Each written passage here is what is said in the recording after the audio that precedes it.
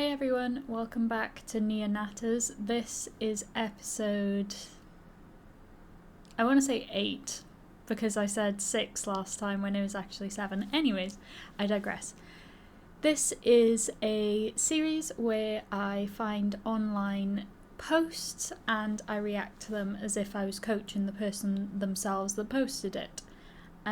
So these usually last about 20 minutes, and if you did want to support my channel in any way, then please check out my Patreon, which is in the top right hand corner, and you can find 2 options there, one for general support and the other one for a digital commission, which I will reply to any queries that you have in terms of coaching, and I will reply to you as if I am coaching you as well. However, in terms of this, because it is a digital commission, please make sure that you provide all details possible so that I can give you the best rounded commission possible for your situation, as I cannot do the back and forth that coaching obviously offers. If you are interested in having a coaching session with me, then please check out my website and have a look at the free 45-minute consultation and also the packages that I offer. Anyways, enough of that, and let's get into the theme for today. So this one is called What to Do When You're Obsessed with the Idea of Not Regretting Your Life. That is so me. A lot of the time that is really me. The older I get, the faster time flies. Nowadays, it seems like years go by in the blink of an eye. Ever since I was young, my biggest fear was that I would spend my last moments alive thinking about how I've wasted my time. The thing is, I've had a hard time feeling like I'm living and not just surviving, and I think about it all the time. In a perfect world, I would just do whatever I wanted, but the reality is that certain obstacles like anxiety or the need to have and spend most of my awake time working make it incredibly hard to live a life I won't regret. I've ended up stuck in an endless cycle of reminding myself to live and not just survive, but then feeling bad because it's hard to do so. Any advice on how to deal with it? So I completely agree. However, regret is a good motivator for making sure that you live your life the way that you want to, and that you don't just settle. However, if life was to give you everything you ever wanted when you were young, then what would be the purpose of living when you knew that you could get everything? I think that when you start off with less and you end with what you wanted, it would give you so much more joy compared to that where you would just wake up and magically have everything. That's what a lot of rich people have, and you always see that they go downhill, they turn to drugs because they have everything they want. What more could they possibly need in their life? So then they start getting quite reckless because they're just testing like the limitations of life itself when you have everything anyway. So I think it is definitely more fulfilling to be able to work hard and achieve what you wanted out of life without just being given it at the start, because you would then regret having that to begin with because you wish you'd worked towards it or something like that. Maybe if you were given that life, you would be searching for something else, as life is all about making goals, what the next part of your life purpose is, making sure that you have a life purpose, and just living, enjoying yourself, going on holidays. Right, let's break this down anyway. That's the overview. The older I get, the faster time flies. Nowadays, it seems like years go by in the blink of an eye. Yes, that's so true. I feel like when you get older, every year gets faster. So it's good to find methods that slow life down in the meantime, where you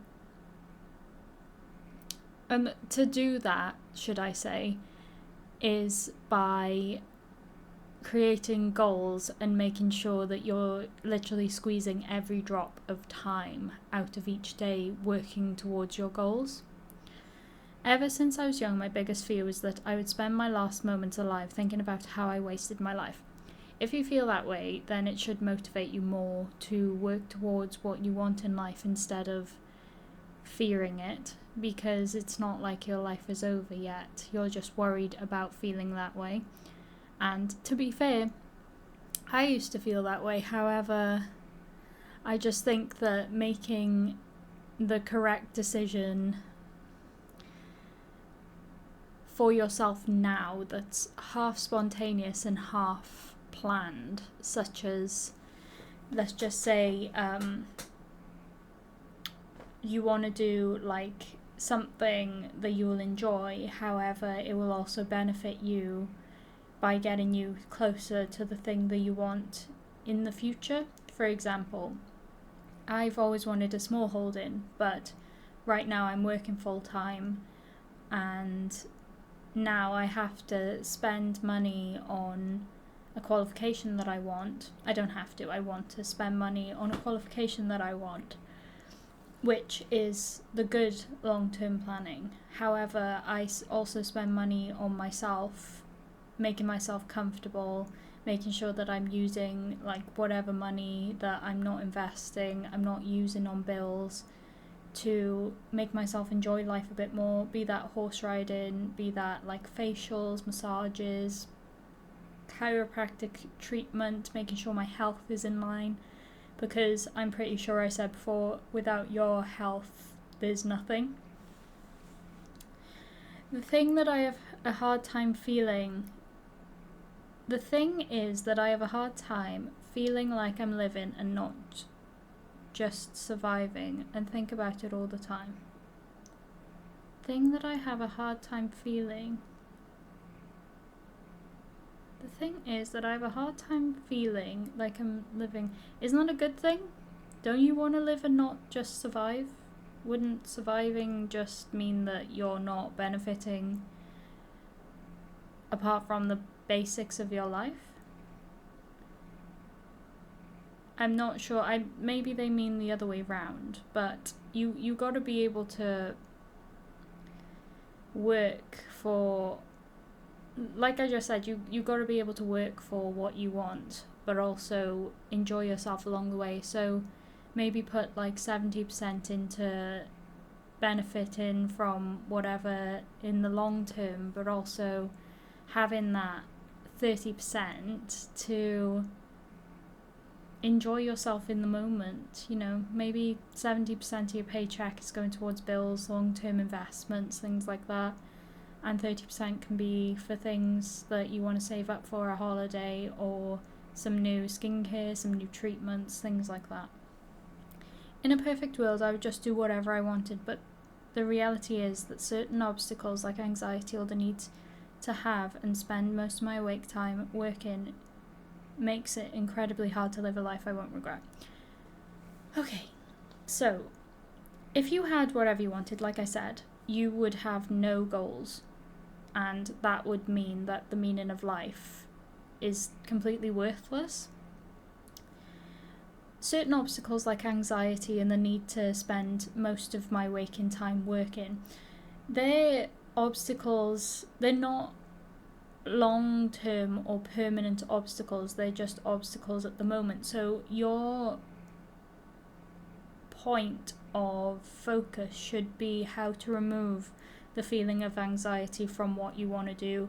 Do some inward journaling and self-awareness, or self-improvement around anxiety. Maybe it's speaking in front of people, and something that you want to do involves speaking in front of people. You just need to build skills that would help you remove this block, and also invest in your time and grow yourself to become more hireable, more employable, there we go, where people are looking for someone like you because of the skill set that you have. which means that then you'll be paid more. You'll be able to spend money on things that you enjoy more.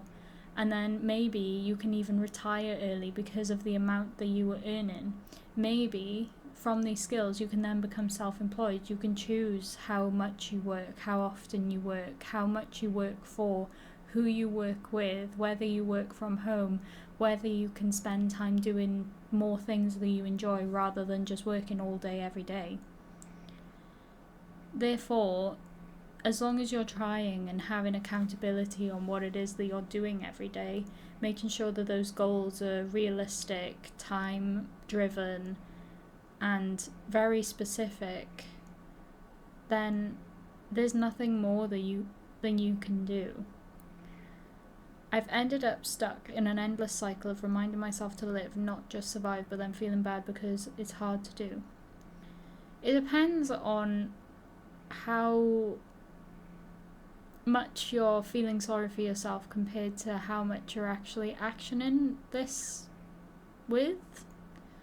So if you're just sat there going, oh, woe is me, I'm not doing anything, but I feel this way, and the reason that I feel this way is because I'm not doing anything, and I feel this way because I can't do anything, you can always do something to move from where you are. You can always move forward, even if you move diagonally. So you're branching out a little bit in an unexpected way, but then you'll always find your way back. And if you want something bad enough, you'll definitely be able to find different paths to get to it. It's not a linear path. If it was, life would be boring. And you would be seeking more that's not even available on this earth. But those obstacles are there to test you, to see if you really want to achieve your end goal and your purpose in life. So you need to find ways to get a hammer and smash the boulder that's in front of you and blocking your path at the moment. And as long as you're doing that, you should feel fulfilled in everyday life because you're actually working towards something.